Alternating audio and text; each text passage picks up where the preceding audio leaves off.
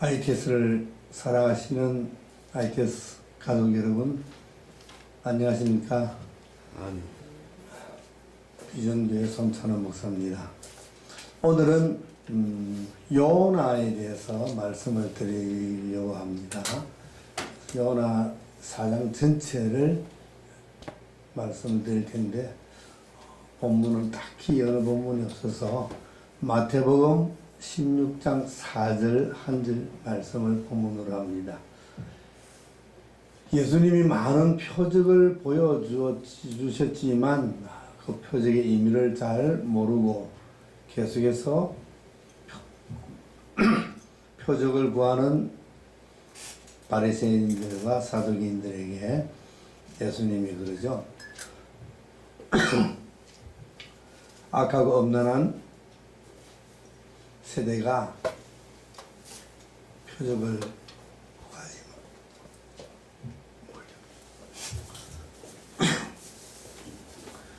구하지만 요나의 표적밖에는 보여줄 표적이 없느니라, 이렇게 말씀하십니다. 지금 무슨 기간이에요? 지금 무슨 기간인지도 모르시는가 봐. 사순절. 예, 사순절이죠. 사순절 기간입니다. 지금은. 사순절이라는 것은 누구인지 물어보니까 오순절 보다가 한 절 작다 그러더라고요. 부활절을 기준으로 40일간 부활절 전 40일간을 사순절이라 그럽니다. 거기는 이제 주일은 빠지죠. 그래서 지금은 사순절 기간이고, 고난주간은 마지막 주간, 예수님 십자가에 못 박히시는 그 날이 포함된 주간을 이제 우리가 고난주간이라 이렇게 이제 말하죠.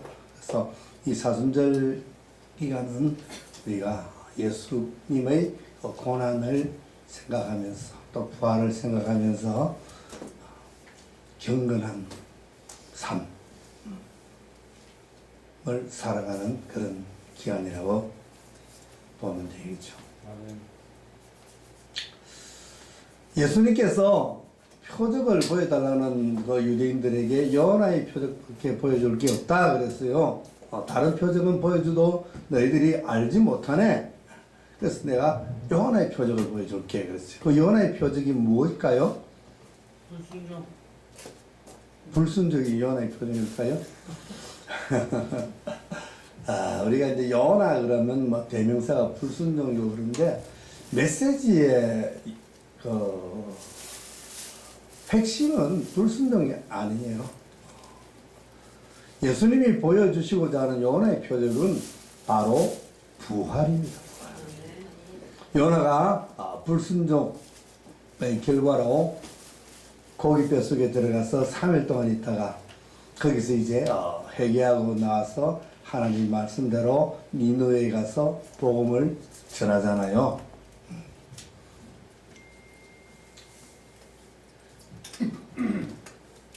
그래서 그 3일 뱃속에 있다가 살아난 그것을 예수님은 자신의 부활로 비유하는 겁니다. 그러니까 이 비유라는 것은, 예수님이 하시는 이 비유는 전체가 다 맞아 떨어지는 것은 아니에요. 예를 들어서 손이 이게 손을 맞추면은 딱 맞잖아요. 근데 한쪽 손가락이 짧아서 안 맞아도 맞추고자 하는 부분이 손바닥이 없고 손바닥이 맞으면은 그 비유는 맞는 거예요. 손가락이 하나 짧은데 그 비유 틀리잖아요. 이것이 아니고, 예수님께서 요나의 표적이라는 것은 요나의 다른 부분이 아니라 딱 한 가지, 3일 만에 부활하시는 것, 그것을 이 요나의 표적이라고 예수님이 그랬어요. 요나서의 핵심은, 요나서가 우리에게 주는 메시지 중심은 뭘까요? 좀 전에 불순종 그랬는데, 불순종은 요나에게 붙은 아주 불명예스러운 딱지죠. 딱지. 하나님이 저 니느에 가서 심판의 메시지를 전하라 그러니까 안 전했어요. 간이 커요. 하나님 말씀 안 들어. 왜 그 가서 전해야 됩니까? 그 니느에는 아수르의 수도죠. 아수르는 당대에 가장 강국이었고 아주 악한 나라였어요. 이스라엘을 매우 괴롭혔던 나라입니다. 그런 자들에게 왜 심판의 메시지를 전하고 회개하고 돌아오고 해야 됩니까? 그냥 심판하십시오 이거예요. 요나요. 요나가 대단한 요나예요. 이를 왜 요나일까 생각해 봤더만은 그 요나가 바로 요 나라들이죠. 요나입니다. 요나. 우리도 그랬으니까. 그래서 하나님 안 계시는 곳으로 도망가려고 그랬죠. 하나님 안 계시는 곳으로 도망가면은 하나님 못 쫓아올 줄 알고. 가는 큰데, 요나가 가는 큰데 좀 이게 모자라. 그래서 배 타고 갔는데 하나님 손바닥 안에서 놀죠. 예. 하나님 손바닥 안에서 놀았어요. 그래서 결국은 물속으로 들어가고 물속에서 죽을 그런 지경에 하나님이 큰 고기를 물고기를 예비하시고 이제 뱃속에서 3일 동안 있게 하셨는데 그 안에서 이제 천부여 어지 없어서 손 들고 옵니다. 요나 회개하고 회개하니까 하나님이 이제 물고기에게 명령을 해서 육지에 데리고 나가서 토해버립니다. 그래서 요나는 이제 니느웨로 가서 심판의 메시지를 전합니다. 심판의 메시지는 무엇을 전제로 한 것일까? 이게 중요한 거예요. 심판의 메시지는 무엇을 전제로 하는 것인가? 회개를 전제로 합니다. 그냥 심판할 것 같으면 메시지 전할 필요가 없죠. 심판한다. 그러니 뭐하라? 회개하라. 이래요. 그래서 모든 선지서의 그 핵심은 회개입니다. 그래서 선지서를 한마디로 요약하면은 고장난 라디오다. 요즘은 라디오 잘 없죠.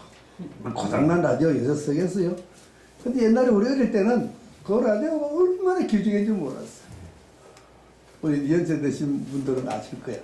그 라디오에다가 입담하는 그 뭐죠? 건전지, 축전지인가? 그래서 테이프로 묶어가지고 틀면은 동네 사람이 와서 그 연습곡 듣고 그랬잖아요. 근데 이게 가끔 고장이 나. 그러면 어떻게 해요? 막 이래도 저래도 안 되면은 이불 깔아놓고 방바닥에 던져봐. 그러면 소리가 나는 거야. 그래서 고장난 라디오도 고치면 설 수 있다. 이것이 선지서의 메시지입니다. 고장난 라디오가 뭐예요? 불순종하고 하나님을 떠난 우리죠, 우리. 요나죠, 요나. 하나님을 떠난 죄인도 어떻게 하면 쓴다고요? 고치면 쓴다, 고치면. 그래서 고치라. 그걸 막 돌이키라. 너희들이 돌이키면 내가 돌이키겠다. 그게 하나님의 메시지예요. 아멘. 그래서 심판의 메시지는 회개를 전제로 합니다. 그것은 바로 하나님의 사랑이지요. 아멘. 이방인까지도 그 악한 니느웨에 있는 니느웨 백성까지도 하나님은 사랑하셨다는 거예요. 아멘. 그래서 그들을 심판해서 멸하기보다는 그들이 회개하고 돌아오기를 기다리는 하나님의 그 마음, 이것이 바로 요나의 메시지인데, 우리 요나 그러면 뭐라고요? 불순종. 너무 우리는 메시지를 잘못 알고 있어요. 이것을 가르치는 목사님들도 좀 성경을 잘 읽어야 돼요. 이상하게 요즘은 내가 가는 데마다 요나 설교하는 목사님들이 많아가지고 오늘 내가 하게 됐는데, 이 성경 4장밖에 안 되는데, 넉 장밖에 안 되는데, 찬찬히 잘 읽으면은 알 수 있는 내용을 잘 못 전하더라고요. 사실과 왜곡된 내용들을 전하고 있는 분들이 참 많았어요. 제가 이제 그 설교를 어떻게 하면 잘하는가 뭐 이런 책들을 보면은, 그리고 훌륭한 설교 목사님, 잘하는 목사님들 하는 말씀이 뭐냐면, 어떻게 하면 설교를 잘할 수 있습니까? 라고 물었더니 본문을 많이 읽어라. 한 20분, 30분 읽으라 그래요. 근데 그때 나는 그런 말을 듣고 별로 공감을 안 했어요. 우리가 보통 본문하면 무슨 몇 장, 몇 절에서 몇 절, 뭐 이렇게 본문을 알고 있잖아요. 그거 아무리 읽어봐야 별로 오는 게 없어. 근데 지금 가만히 생각하니까 그걸 읽으라는 것이 아니라, 요나서 2장을 설교할 것 때문에 1장부터 4장까지 요나서 본문을 잘, 그 전체를 10번, 20번, 30번 계속 읽으라. 읽다 보면은 성령님께서 조명하여 주시고 우리가 깨달을 수 있다. 아멘. 그래서 좋은 설교를 한다는 거예요. 그러니까 답은 어디에 있나요? 성경 속에 답이 있는 거예요. 설교는 다른 데서 끄집어 와서 설교하는 것이 아니라 성경 안에서 찾아서 설교를 해야 되는 거예요. 뭐 유명한 무슨 책, 뭐 섹스피어 책, 무슨 책, 나 그런 거 보지도 못해요. 안 봐요. 그리고 예화도 뭐 세상 어디 가서 막 찾아와서 막 이야기하는 그런 예화는 안 들어요. 예화도 성경 안에서 오직 성경을 가지고 설교를 해야 돼요. 그래야 오류가 없는 거예요. 잘 못 가르치는 거는 뭐 좀 미숙한 거는 괜찮지만 잘못 가르치면 안 되는데, 오류가 생기면 안 되는데, 소경이 소경을 인도하면 같이 구덩이에 빠진다 그랬잖아요. 그래서 그런 오류를 없애기 위해서는 가능하면 성경 안에서 모든 것을 찾아야 돼요. 그래서 요나서를 1장부터 4장까지 보니까 다른 이야기 없는, 니느웨에는 좌우를 분별하지 못하는 아주 불쌍한 12만 명의 백성들이 있다는 거예요. 그들을 내가 어떻게 한꺼번에 멸할 수 있겠는가? 그들을 구원해 줘야지. 하나님은 이스라엘의 하나님이지만 이스라엘만의 하나님은 절대 아니고, 아멘. 믿는 자들의 하나님이지만 믿지 않는 자들도 하나님이 지으셨어요. 피조물입니다. 그들에게 향한 하나님의 마음 똑같습니다. 그래서 니느웨에 가서 전했더니만 생각도 못했는데 왕에서부터 참 밑에 백성까지 전부 다 회개한다. 전부 다 회개했어. 그래서 왕이 조서를 전부 다 회개하라. 금식해라. 양도 소도 다 금식해라. 아니, 가축까지도 금식하며 회개했다는 거 아니에요. 아멘. 이것이 바로 하나님이 기뻐하시는 일. 잃어버린 한 마리 양을 찾는 그 목자의 그 심정. 그죠? 한 죄인이 구원받을 때, 회개하고 돌아올 때, 회개할 필요가 없는 아홉 명의 의인보다도 더 기뻐하시는 하나님의 그 마음. 바로, 그래서 그들이 구원을 받는 거예요. 그런데 요나는 그들이 회개하고 구원받는 거 보고 막 속이 상해가지고 막 미치고 팔떡 뛰는 거예요. 하나님 보세요. 보세요. 저는 그냥 멸해버리지. 그들 그냥 멸해라고, 하나님이 멸하라고 하면은요, 우리도 이미 갔어요. 하나님의 그런 자비가, 하나님의 그런 오래 참으심이 없었다면 갔습니다. 도둑질했다고 손가락 자르고 잘못한 길 갔다고 발 잘라버리면요, 우리는 몸뚱아리밖에 안 남아있을 거예요, 아마. 에? 그렇게 생각 안 돼요? 그래서 요나야, 요나. 어? 아멘.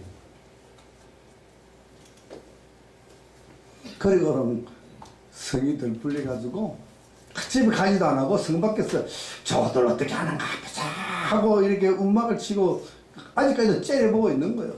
도저히 악인이 구원받는 꼴을 못 보는 거예요. 꼴을 못 봐. 근데 햇빛이 쬐니까 하나님이 요나를 위해서, 요나가 조금 이게 머리가 좀 대머리가 모르겠어. 박을 나게, 박능쿨을 나게 해가지고 이렇게 요나 위에 햇빛을 가려줬어요. 시원하죠? 시원합니다. 그런데 또 하나님이 짓궂으시야. 벌레를 보내가지고 그 박능쿨을 다 까다롭게 해버렸어. 그리고 뭐 따가운 동풍이 막 불어오니까 요나가 갑자기 박능풀 시원한데 있다가 능쿨이 벌레를 다 깔아먹고 더운 거예요. 그러니까 막 짜증을 내고 막 화를 내고 그러는 거예요. 박능쿨 다 깔아먹었다고, 박능쿨 죽었다고 막 화를 내요. 그때 하나님이 요나에게 말씀하십니다. 야, 어때? 당해보니까 어때? 내가 심지도 않고 기르지도 않은, 가꾸지도 않은 그 박능쿨 없어졌다고, 그것 말라 죽었다고 그렇게 화를 내냐? 저 성 안에는 좌를 분별하지 못하는 아주 참 불쌍하고 어리석은 내 백성이 12만 명이나 있어. 그래요. 많은 가축들이 있어. 그걸 내가 그냥 둘 것 같으냐? 이렇게 요나서 끝나는 거요. 끝날 때 아주 요나서는 아주 문학적으로 끝납니다. 그 모든 해답은 누구에게 다 밀었어요? 우리에게 밀어넣고 하나님은 멋지게 그래, 너 어때? 그래도 내가 잘못했냐? 하나님 요나에게 그래도 마음에 안 들어? 하나님의 사랑은 우리에게만, 나에게만 주시는 하나님의 선물이 아니라, 사랑이 아니라 이 세상 누구에게도 다 주시는 하나님의 사랑입니다. 해가 악인과 선인에게 골고루 비치고 비가 골고루 비치듯이 하나님의 사랑도 그렇게 골고루 비친다는 거죠.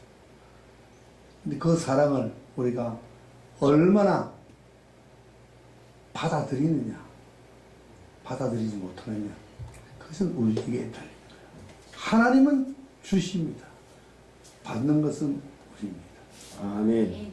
하나님의 어려움은, 하나님의 구원하심은, 하나님의 부르심과 그 부르심에 우리의 반응이 맞닥뜨려질 그 장소에서 일어나는 거예요. 아멘. 늘 우리는 하나님의 음성에, 하나님의 부르심에 늘 귀를 기울이는 저 여러분 되시기를 주님의 이름으로 축원합니다. 아멘. 아멘.